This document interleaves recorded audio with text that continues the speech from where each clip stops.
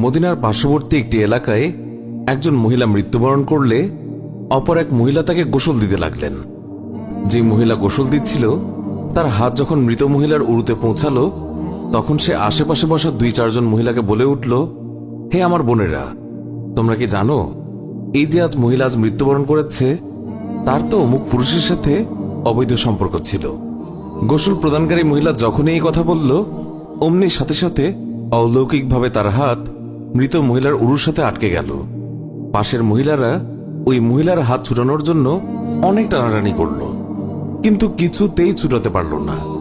বেশ জোরাজুরি করাতে হাতের সাথে উরুও চলে আসতে লাগলো। এইভাবে অনেক সময় অতিবাহিত হতে লাগলো। মৃত মহিলার আত্মীয় স্বজনেরা বলতে লাগলো, বিবি, এই যে দ্রুত গোসল শেষ করুন, সন্ধ্যা হয়ে আসছে, জানাজা শেষে আমাদেরকে দাফন করতে হবে। মহিলাটি বলল, আমি তো তোমাদের মৃত মহিলাকে ছাড়তে চাই, কিন্তু সে আমাকে ছাড়তে চায় না।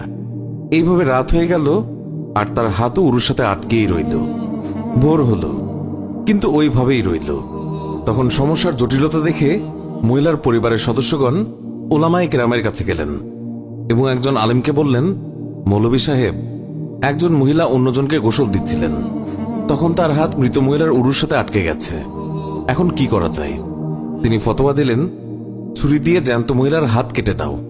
তখন গোসল প্রদানকারী মহিলার আত্মীয়রা বলল, আমরা আমাদের মহিলাকে ত্রুটিযুক্ত বানাতে চাই না, আমরা তার হাত কাটতে দেব না। সবাই অন্য মৌলভীর কাছে গেলেন, তাকে সবকিছু বললে তিনি বললেন, ছুরি দিয়ে মৃত মহিলার গোশত আলাদা করে দাও।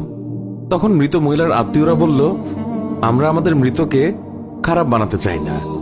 এইভাবে 3 দিন 3 রাত অতিবাহিত হয়ে গেল। প্রচন্ড গরম ছিল, সূর্যের তাপ ভয়াবহ রূপ ধারণ করল, ফলে দুর্গন্ধ ছড়াতে লাগল। আশেপাশের অনেক এলাকায় খবর ছড়িয়ে পড়ল। সবাই ভাবল, এখানে তো সমাধান হচ্ছে না, চলো মদিনায় যাই। সেখানে তখন ইমাম মালিক রহমাতুল্লাহ আলাই প্রধান কাজীর মর্যাদায় ছিলেন। লোকেরা মালিক রহমাতুল্লাহ আলাইয়ের দরবারে পৌঁছে বলল, হযরত, একজন মহিলা অপর একজন মৃত মহিলাকে গোসল দিচ্ছিলেন, তখন তার হাত মৃত মহিলার উরুর সাথে আটকে গেছে, ছাড়ানোই যাচ্ছে না। 3 দিন হয়ে গেছে, এখন কি ফতোয়া? ইমাম মালিক রহমাতুল্লাহ আলাই বললেন, আমাকে সেখানে নিয়ে চলো।